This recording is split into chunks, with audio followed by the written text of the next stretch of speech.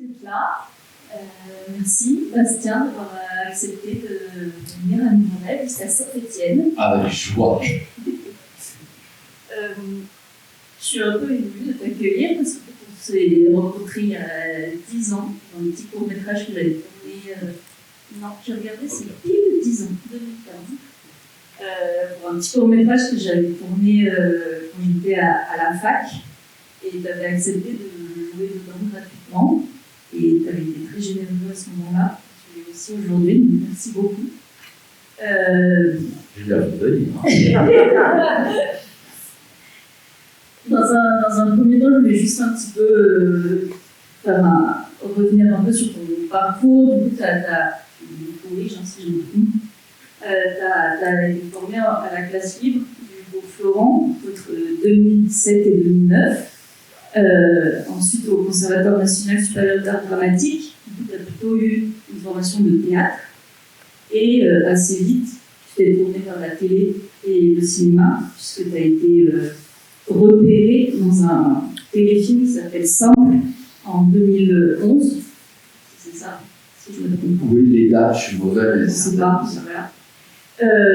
Et à ce moment-là, tu as rencontré Jérémy Elkaïm, qui a été important pour toi. Et qui est toujours, qui m'accompagne. Je pense qu'on va tourner son film cette année ou l'année prochaine, donc on est toujours très proches. Voilà. Donc grâce à lui, tu as rencontré Valérie Donzelli, avec qui tu as fait plusieurs films. Tout à fait, je sors de tournage. Jeudi dernier, on a fini son dernier film.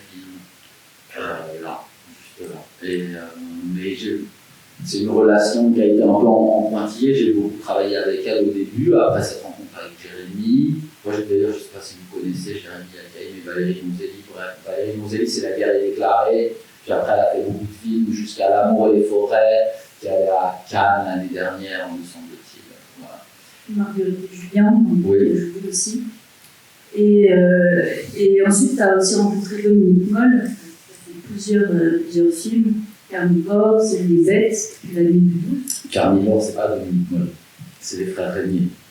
Non, j'ai fait Seul les bêtes, j'avais un tout petit rôle de gendarme, et ensuite j'ai fait La nuit du 12, où j'avais un grand rôle de policier. Voilà.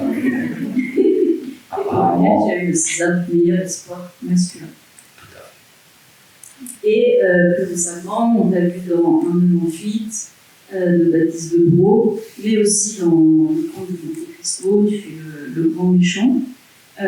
Et ton actualité du moment, c'est aussi Partir un jour, qui est le film d'ouverture du Festival de Cannes, de Amélie Bonin, qui est issu d'un court-métrage. Donc ça, c'est intéressant aussi pour dans le cadre de ce festival, qui est un festival de court-métrage. Comment est-ce qu'on passe d'un court au long? Oui, moi, dans ma carrière de comédien, les courts-métrages m'ont offert mes plus belles partitions rapidement. C'est-à-dire, je fais un tout petit écart, mais quand j'étais dans le hall et que je voyais les affiches, pour faire une corrélation entre ce que je viens de dire, c'est qu'on peut avoir des belles affiches de courts-métrages et des affiches de beaux films. S'il y a les réalisateurs, franchement, elles sont toutes incroyables. Alors, les affiches de cinéma, de films français, de long-métrage, elles sont horribles, quoi. À partir du moment où on a un... Donc, en fait, effectivement, c'est une forme qui est plus du fait de ne pas être enchaîné par les financiers, où les réalisateurs peuvent donner leur chance à des comédiens pas connus ou inconnus, et où ils peuvent faire des belles affiches. Et aussi, on y reviendra un peu après, mais tu as réalisé un premier court-métrage qui s'appelle Noah, qu'on verra tout à l'heure, en 2020, et je sais que tu es aussi en écriture dans le métrage. Oui, tout à fait. Voilà, donc c'était un peu pour faire une... Vous le verrez, donc vous le verrez. Mais on en j'ai mis au milieu pour qu'il fasse parce que c'est un rythme un peu c'est pour ça que je parle fort, pour pas que vous soyez endormis dès à présent, parce que j'aime bien mon film, hein, c'est pas c'est pas d'une efficacité ultime. Mais pour commencer, est-ce qu'on peut parler de ton parcours de comédien? Comment est-ce qu'on en vient à pouvoir être comédien et qu'est-ce qui t'a poussé un peu au jeu?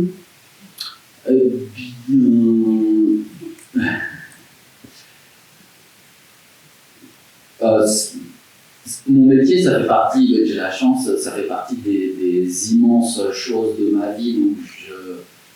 Donc j'imagine que c'est tout d'abord l'envie. Après, moi, je viens d'une famille où mes parents faisaient du théâtre, mais après, je pense que j'avais besoin de m'affranchir. J'ai plutôt décidé de passer un paquet, et de dire non, moi, j'en veux pas. Et puis finalement, j'y suis revenu. Mais je pense que si je dois répondre aujourd'hui pourquoi je joue, c'est parce que c'est un des moments où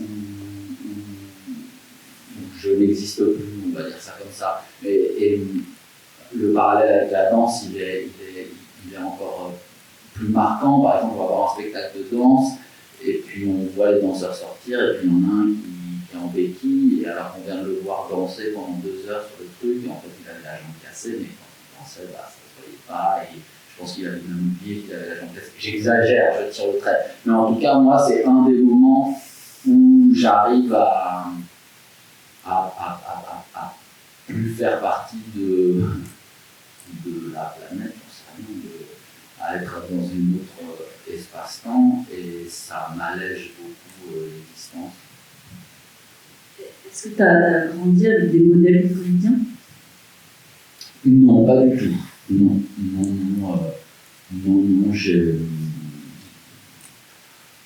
j'ai d'ailleurs un amour-haine pour les comédiens, mais un peu une sale race, franchement, mais après individuellement on est tous très sympa quand on se retrouve trop en groupe, là ça devient horrible. Mais non, il y a des performances que, même de nos performances, je trouve qu'il y a des partitions à certains moments de la vie de comédien que oui, j'admire. Je pensais à Depardieu dans certains films, il y a longtemps. Je pensais à Seymour Cassel dans les films de Cassavetes aussi. Mais j'ai pas un modèle, c'est pas une entité masculine ni féminine qui m'a donné envie de jouer. C'était ce que je veux dire. Et le passage du théâtre au cinéma, comment est-ce que ça s'est fait? En fait, il n'existe pas d'école de comédiens de cinéma. Maintenant, peut-être un petit peu, il existe des cours de jeu devant la caméra, mais de toute façon, si on veut faire l'école, et à partir du moment où je me suis résolu à accepter que j'avais envie d'être comédien, les écoles, c'est le théâtre. Et après, il y a les écoles privées, il y a les écoles publiques. Moi, je pense que j'avais une fierté bizarre. Je me suis dit jamais je ferais un théâtre, ce qui est une bêtise, parce que parfois, il y a des écoles privées beaucoup mieux que certaines écoles publiques. Et donc, j'ai passé les concours, et j'ai fait du théâtre, et après, j'avais besoin de travailler. En l'occurrence, j'ai pas fini le conservatoire parce que je me suis fait virer au bout de quelques mois, et donc j'avais pas JTN, j'avais pas cette chose-là d'être avec une promotion pendant 3 ans, de se faire de tisser des liens. Donc le théâtre, c'est très vite, mon réseau théâtral s'est très vite amenuisé, et les castings, finalement, c'est beaucoup plus ouvert. Donc j'ai démarré en faisant j'ai beaucoup de figurations pendant plusieurs années, et puis après des petits rôles à la télé, des moyens rôles à la télé, des petits rôles au cinéma, et puis maintenant je commence à avoir des rôles super. Comment est-ce que tu choisis ces films, justement?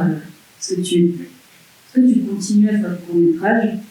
Et est-ce que tu passes aussi depuis quelques années là, de grosses productions, comme le Comte de Monte Cristo, et toujours à des films d'auteur? Comment est-ce que tu arrives à articuler ces différents formats?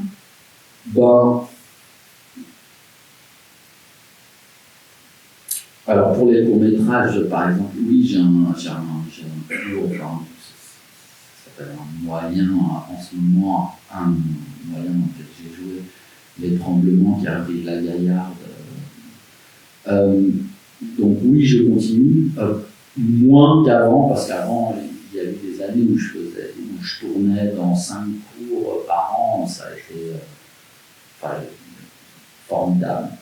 Maintenant moins, mais parce que j'ai plus de propositions de long métrage et il faut articuler aussi l'aspect financier. Voilà, pour les grosses productions, effectivement, j'ai fait Aznavour et Monte Cristo, là où à chaque fois j'ai des jolis seconds rôles. Ça, c'est quelque chose que ça part d'une discussion avec mon agent, parce que moi je suis pas quelqu'un de stratégique. Donc l'endroit où je me place, évidemment que si le scénario ne m'avait pas plu, j'y serais jamais allé. Mais là, c'était quelque chose, c'était effectivement un cinéma généreux qui tend très fort la main vers les spectateurs, mais qui reste qualitatif et exigeant. Donc j'ai voulu tenter l'aventure. Tu as trouvé des choses qui ont nourri pour d'autres rôles aussi? Non, mais clairement, après, j'ai pas envie d'opposer les budgets, mais ce qui nourrit quand on fait un film comme ça, et quand on fait une prépa où on a 3 mois d'équitation et 3 mois d'escrime, c'est formidable. Et pour Aznavour, quand on fait 2 mois de piano et 2 mois de chant, c'est formidable. Donc ces choses-là, c'est pas forcément des choses humaines qui m'ont nourri sur le plateau, mais c'est des choses qu'on nourrit mon instrument, c'est-à-dire moi pour tout, pour mon jeu, mais voilà. Merci. Est-ce que tu peux nous là justement t'en parler avec les répétitions, tout ça, mais comment ça se passe un petit peu le travail en amont avec les réalisateurs et réalisatrices et ensuite sur le temps de tournage avec les autres gens? C'est toujours différent. Il n'y a aucune règle. Il y a des réalisateurs qui aiment répéter, il y a des réalisateurs qui détestent ça, il y a des réalisateurs qui font des lectures pour réécrire un peu les répliques en fonction de l'appétence des comédiens pour les mots qui sont à l'intérieur. Et il y en a qui décident d'avoir des répliques et de demander à la virgule près qu'elles soient. Donc il n'y a pas de règle, je peux pas, là c'est une réponse à laquelle je peux pas. Et même par exemple j'ai travaillé avec beaucoup de duos, là, que ce soit Monte Cristo où c'est 2 réalisateurs, que ce soit Aznavour où c'est 2 réalisateurs. Pareil, dans le duo de réalisateurs, c'est pas comparable où c'est 1, où c'est 2, même dans 2 duos peuvent avoir des manières très différentes de travailler, c'est vraiment. Et toi, tu t'adaptes à ça, tu ne demandes pas des fois certaines choses que tu préfères faire? Non, moi j'essaie d'accompagner vraiment la vision. Si je sens, et ça se joue dans la rencontre, dans la lecture du scénario, si je sens que je ne vais pas pouvoir accompagner ou quand on a envie d'aller dans des directions différentes, à ce moment-là, c'est mon devoir de ne pas rentrer sur le projet ou de remercier pour la sollicitation et de passer mon tour. À partir du moment où j'ai une rencontre et où je sens qu'on a la même ligne, ça va être d'accompagner, ça va être de proposer à certains moments, parfois de me faire embarrer quand je propose, parfois de proposer que ce soit. Voilà. Et puis en fonction des gens, il y a des réalisateurs qui ont du mal, qu'il faut apprivoiser, tu proposes les 3 premières semaines, et puis au bout de la 4e semaine, on commence à accepter parce qu'on voit que tu n'es pas là pour tirer la couverture, mais parce qu'il y a des réalisateurs qui vont tout de suite accepter, qui vont tout de suite te consulter, c'est vraiment.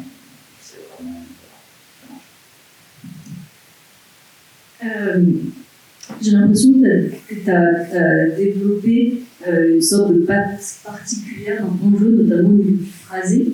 Est-ce que c'est quelque chose que tu as travaillé ou est-ce que c'est naturel? Non, le phrasé, non, pas du tout. Je pense que je sais pas ce que j'ai dans la bouche, j'en sais rien, mais Mais non, mais par contre, dans les différentes partitions que je travaille, là, je viens de finir un film de Jean-Paul Salomé qui se passait après-guerre, après Seconde Guerre, et dans Aznavour, c'était après Seconde Guerre également, années 50-60. Et j'ai pas du tout décidé de travailler le phrasé de la même manière. Il y en a un où j'ai décidé de monter très fort dans le nez, d'être très nasillard. Pour nous comédiens, on ne peut pas trop modifier notre voix. À l'écran, ça se voit tout de suite. Si on monte trop aigu, ça va faire très bizarre. Si on monte trop grave, ça va être très bizarre. Donc, ce qu'on peut modifier, c'est pas énorme pour rester crédible et ne pas être risible, à part si on joue dans un film extravagant. Donc, il y en a un que j'ai décidé où je faisais quasiment pas d'émission, j'étais très nasillard, et l'autre de mettre du quotidien et quasiment un parler actuel dans le phrasé. Donc, même à l'intérieur d'une même époque, mon travail il vient pas de la même manière. Après il y a le corps, après il y a la bouche, voilà, il y a des partitions où je donne comme règle. Après, c'est jamais des règles qui restent fermées complètement, mais il y a des partitions où je me dis, bon, bah, quand tu finis une phrase, tu gardes la bouche ouverte. C'est ici ou c'est ici? Ben, c'est pas du tout la même chose. Et donc, en fait, sur des micro-laps, on peut voilà, pareil, bon, allez, arrête. C'est bien, c'est bien. Mais tu retravailles, est-ce que tu changes un peu le texte? Bah, pareil, ça dépend. Si on m'offre la possibilité, pourquoi pas. Après une écriture, je fais pas partie des comédiens qui disent oh, mais j'aurais jamais dit ça comme ça dans la vie. Oui, bah, maintenant on m'engage pas pour jouer un mec avec un jean plus noir à col, donc bah non. Oui, c'est intéressant de rencontrer une écriture aussi, de rencontrer un rythme, donc parfois oui, parfois non. Mais j'essaye de toute façon d'éviter les projets où je me dis Est-ce que tu trouves que tu as changé entre tes premiers films et maintenant? Bah, oui, il y a des choses qui ont changé, peut-être que, mais ça c'est peut-être aussi du fait d'avoir réalisé un film. Il y a des choses dont je me rends plus compte. Par exemple, j'ai commencé très fort à m'intéresser il y a quelques années au son. Je travaille en vrai, j'essaye de travailler toujours très fort avec chaque personne de l'équipe. Le son, c'est une des premières choses qui m'a fasciné, où je savais, où j'arrivais à peu près à capter ce qui se passait autour de moi, comment on enregistrait, à quel moment c'était mieux que si je suis en contre-champ, j'arrête de faire des roues, fourchettes ou des machins, à comprendre un peu comment ça. Après, il y a eu évidemment la caméra, c'est important la caméra, de savoir commencer à. Enfin, ça m'intéresse en même temps, il y a des comédiens qui vous diront mais moi je ne sais rien, je ne veux pas savoir si je suis ici, comme ça, et c'est pas un truc où je veux maîtriser mon image, c'est juste comprendre comment ça fonctionne, et ça je pense c'est du fait que j'ai réalisé, en fait j'adore ça. Pareil, si tu fais une prise et puis bon, t'étais pas dans la lumière et que là en fait t'avais fait ça, et puis en fait t'étais dedans au bon endroit, et parfois c'est agréable de le savoir et de pouvoir avoir cet esprit. Partir avec un travelling pour un comédien, si le comédien il se met à cavaler et que le machinot il n'a pas eu le temps de partir, mais en fait non, tu peux recommencer 3 fois. Donc en fait c'est comment tu travailles avec les gens autour de toi, et moi j'aime ça, j'aime travailler avec les gens autour de moi, j'aime travailler avec la script, j'aime travailler avec le chef-op, j'aime travailler avec. Donc oui, ça a changé. Au départ, j'étais incapable je me concentrais comme sur le jeu. Et ensuite, j'ai vu que le jeu, en fait, il pouvait se loger à beaucoup plus d'endroits que juste soi. Mais après, c'est le truc des petits rôles. Quand on a des petits rôles, on a deux phrases, on se dit, il faut que je fasse bien, après, on te donne un peu plus d'endroits où t'exprimer. Et donc, il y a des choses qui s'apaisent aussi et qui l'apaisement, c'est parfois salvateur pour nous d'être en confiance, voilà, affective sur le plateau, c'est important. Tu tentes plusieurs choses. Est-ce que tu tentes plusieurs types de jeux entre les prises? Pas forcément. Oui, j'essaye parfois de faire résonner les phrases différemment, parce que même il y avait beaucoup ça avant, c'est tout le temps quand j'étais dans la voiture en rentrant le soir, je me disais putain, ça, putain. Et je m'en voulais. Donc là, oui, il y a peut-être des moments où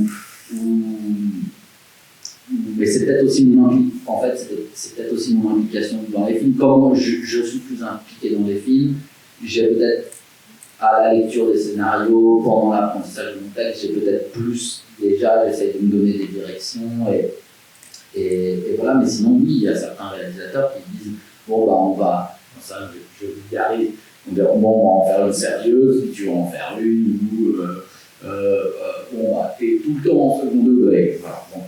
Et puis après, on tourne ces deux-là, et on prend, et maintenant, c'est une gratuite. Vas-y, tu fais ce que tu veux. Allez, vas-y. Donc, oui, on tente des choses. Et puis, il y en a, si tu as intérêt à être, sans qu'il soit bressonien, mais tu as intérêt à être toujours au même endroit, avec l'œil pareil, et de mettre bien un point à la fin de ta phrase, pas trois petits points, ou pas un pseudo-point d'interrogation. Ça dépend, encore une fois, des réalisateurs, des gens avec qui tu travailles, de tes partenaires, de comment il y a des partenaires qui aiment bien la stabilité aussi, il y a des partenaires qui n'aiment pas être surpris. Voilà, il faut pareil, il faut englober, c'est pas juste englober les gens avec qui on est toujours sur le plateau, je parle des techniciens là, mais il faut aussi englober ses partenaires, savoir ce qui leur correspond, ce qu'ils aiment être à leur écoute. Et est-ce que tu as été surpris après le résultat du film? Est-ce que ça t'est arrivé? Non, parce qu'en fait, une fois, j'ai fait un court-métrage et je suis allé voir la réalisatrice à la fin. Je me suis dit, waouh, putain, c'est hyper bien, franchement. Et je m'en serais pas douté, mais je me suis dit, t'es con, mais c'est horrible de dire ça. Donc, je suis pas surpris. Il y a plutôt, quand je regarde un film, je trouve plus ou moins d'acquaintance avec ce que j'ai ressenti sur le plateau au moment du tournage, mais dire que je suis surpris de moins en moins, parce que j'essaye de vraiment d'aller dans des choses dans lesquelles je crois, dans lesquelles j'ai une place pour m'épanouir et m'investir, et c'est prétentieux de dire ça, mais où je sais ce que je peux apporter entre nous. Voilà. Trois fiches cartonnées. Moi j'ai dit ça, il ne faut pas que ça dure trop longtemps. Trois fiches, j'ai pas la notion du temps, j'ai pas de. Bon, quelqu'un peut me faire un signe, mais la personne n'est pas.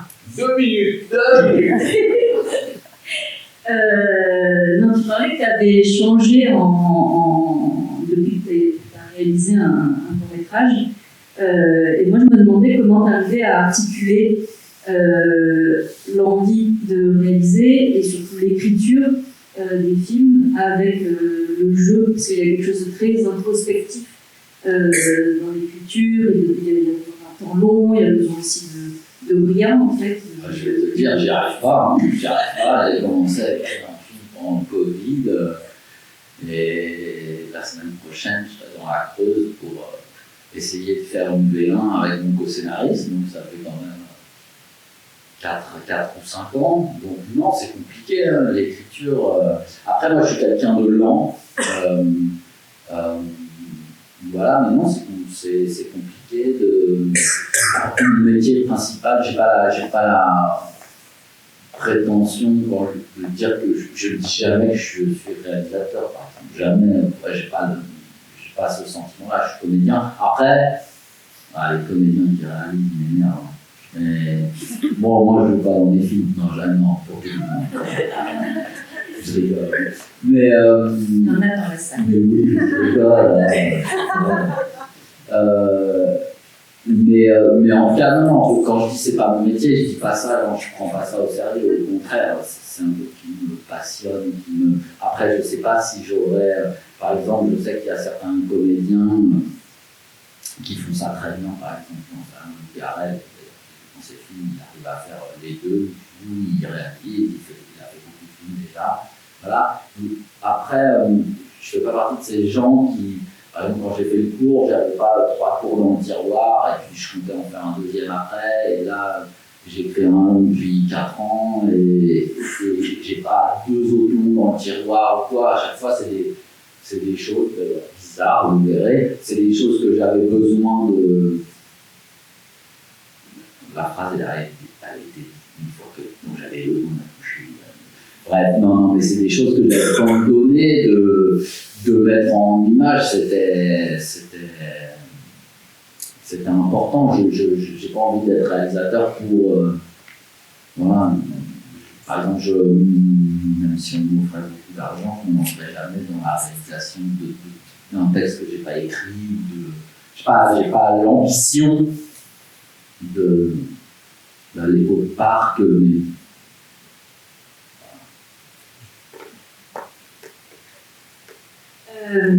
Est-ce que tu peux nous parler un peu des courts-métrages que tu as choisis? Ah ouais, très bien, très bien. Alors, je vais vous dire pourquoi j'ai choisi les courts-métrages. Alors, A3 de Claudia Bottino, c'est un film dans lequel j'ai joué. C'est pour ça que je l'ai choisi. Non, c'est parce que, en fait, ouais, non, je l'ai pas beaucoup. Là, c'est hyper égocentré parce que je ne l'ai pas beaucoup vu. Il n'a pas beaucoup été en festival et c'est une chance, quand on peut montrer un film, là c'est une chance pour. Donc je me suis dit que c'était bien, comme on se rencontre là et qu'on discute, et ben voilà, il y a un film dans lequel j'ai joué. Le deuxième, c'est le mien, pareil, c'est une chance parce qu'il pareil, il n'a pas été beaucoup montré, il a gagné un ou 2 prix quand même. Mais bon, on va dire qu'il a une dramaturgie compliquée et une vie compliquée. Les psychanalystes diront moi, vous n'avez pas osé appeler le film moi. C'est peut-être vrai, je vous laisse découvrir le film. Et Rodri de Franco Loli, parce que je pense que c'est un grand film. Voilà, le court-métrage, c'est une forme. Des fois, il y en a qui débordent, des fois, il y en a qui. Là, je sais pas, je suis admiratif. Et c'est pas du tout le genre de cinéma que je fais moi pourtant. Vraiment, ce film, il est toujours resté, il m'est parvenu. Je suis fan de ce film. Voilà. Vous l'avez vu dans quel. À Clermont, peut-être. Je sais plus. Peut-être, je crois. Voilà. Super. Est-ce qu'il y avait des questions dans la salle? On boit un coup après. En général, des gens ont des questions. Moi, je veux bien répondre. Hein. C'était pas un truc genre je veux pas répondre à tout, c'était pour pas vous ennuyer et tout ça. Déjà, je vais vous mettre 60 minutes de court-métrage dans la tête après. Oui. Est-ce que le fait que vous soyez comédien vous donne un autre regard sur les comédiens que vous dirigez dans Moi, par exemple? Non, je crois pas. Je pense que j'ai été hyper, par exemple, j'ai été hyper maladroit avec celui qui joue le frère. qui est arrivé un jour de tournage devant toute l'équipe, il dit ouais, je vais pas te lâcher ou quoi, et puis il me prend la part, il dit tout le monde, t'es comédien, tu devrais savoir que moi après personnellement j'ai pas de problème qu'on me parle devant toute l'équipe, mais du coup là d'un coup je commettais un impair à ses yeux et je me suis dit bah non, là en fait j'étais juste dans ma position de réal et ça m'a pas donné une sensibilité particulière. Voilà, et pour Mohamed Kerriche, qui est le personnage principal, qui vient très fort du théâtre, qui est quelqu'un qui écrit aussi des livres, je me suis permis de faire des choses. Parfois, je parlais de Bresson tout à l'heure, parce que Bresson, le cinématographe, il appelait des modèles, pas des comédiens, mais il disait tourne la tête à 45 degrés, lève les yeux, lève un doigt, dit ta réplique de manière plate. Bon, et ben avec Mohamed, il y a eu parfois où j'avais besoin de faire des choses qui peuvent paraître désagréables. Après, c'est un ami à moi, on se connaît depuis longtemps, et donc je sais, pareil, qu'on a une nature commune, on prend pas mal les choses, mais il y avait des moments où j'avais besoin peut-être de tourner son visage, des choses qu'on ne fait pas forcément en tant que réal ou directeur d'acteur, peut-être parce que aussi c'était la première fois que je dirigeais des comédiens, mais voilà, donc je ne peux pas dire que ça me donne une sensibilité particulière, j'ai l'impression d'être vraiment à un endroit différent dans ma seule expérience de réalisation. Oui. Est-ce qu'il y a un rôle que tu as eu du mal à quitter, qui t'a perturbé très fort Alors, je vais reprendre une phrase de Tahar Rahim qui dit qu'en fait, c'est beaucoup plus dur de rentrer dans le rôle que de le quitter. Et en fait, ça se fait assez. Pour répondre à ta question, non, il n'y a pas eu. Peut-être que mes proches disent le contraire, mais pour moi, non. La période qui est la période d'imprégnation du corps de la partition, du phrasé, du regard, des gestes, est pour moi plus dur, parfois plus long. C'est pas, on ne rencontre pas les partitions de la même manière. Il y a des partitions qu'on rencontre tout de suite, il y en a, on est 3 jours à trouver, on est dépité, il y en a, on est 10 jours, on a encore plus dépité, et puis un jour, tout d'un coup, on dit une phrase, on fait oh putain, il est là, ou elle est là, ou oh, ok, je m'accroche à ce truc-là, et j'essaie de. Donc, c'est plus le entrer dedans qui prend du temps, qui m'a. Si je me rappelle quelque chose, des entrées ou des sorties, c'est plutôt des entrées. Est-ce que tu gardes des choses de. Est-ce que tu reprends pour un nouveau rôle des choses que tu as trouvées dans d'autres personnages? Je me suis dit ça là, oui. Donc j'ai fait un film de Dominique Moll qui s'appelle La Nuit du 12, où je joue un policier qui était un peu obsédé par une enquête qu'il réalisait. Et là, j'ai fait un film avec Jean-Paul Salomé, où le premier rôle c'était Reda Kateb Bojarski, un grand faussaire de l'histoire de France qui faisait des faux billets, qui faisait les billets mieux que la Banque de France à la fin, un mec qui travaillait tout seul, enfin une histoire dingue et tout ça. Et moi, je jouais le flic qui le traquait pendant 15 ans. Et là, je me suis dit, même s'il y en a un qui est complètement contemporain et un film d'époque, et là, je me suis dit, waouh, Bastien, fais attention, il y a peut-être des trucs que tu es en train de recycler, et je me suis dit, voilà, il faut faire attention à ça, et surtout peut-être à pas accepter une troisième partition qui tient à la même essence, quoi. Voilà, mais ou en tout cas pas aussi rapproché, parce qu'après l'outil change et tout ça, mais ouais, j'aimerais ne pas, mais on ne peut pas. Il y a un moment où c'est dans un film on dit oui, et on dit oui 20 fois, et dans chaque film on dit oui, non, oui. Bah oui, hein, donc il y a y a des fois où on ne peut pas ne pas se ressembler, où on ne peut pas tout le temps réinventer tout. Il y a forcément du recyclage, mais pas volontaire en tout cas. Et est-ce que les fois on vous demande de recycler? Est-ce que tu crois qu'on peut prendre sur un film pour. Mais pareil, j'essaye d'éviter ça. J'essaye d'éviter. Non, enfin, je ne me rends pas. Est-ce qu'il y avait une autre question? Oui. Oui, j'ai une question par rapport à la direction d'acteur. Est-ce qu'il y a un metteur en scène, quelqu'un avec qui tu as particulièrement aimé ce travail de direction, qui t'a bien aimé comment la personne t'a dirigé? Est-ce que c'est très différent? Est-ce qu'il y a des choses qui plaisent? Bon, moi j'aime bien être dirigé de manière générale. Je trouve ça agréable de plonger dans la vision d'un réalisateur. Franchement, j'ai de la chance. Là, je sors du film de Mondelli qui était capable de changer tout d'un coup de direction de manière opposée. Et je trouvais ça formidable parce que parfois, c'était pas ma vision primaire à la lecture du scénario. Et juste avant, j'étais avec Alex Lutz et il me dit Bastien, la voix off, là, on va la tourner demain. Ok, allez, on va tourner la voix off.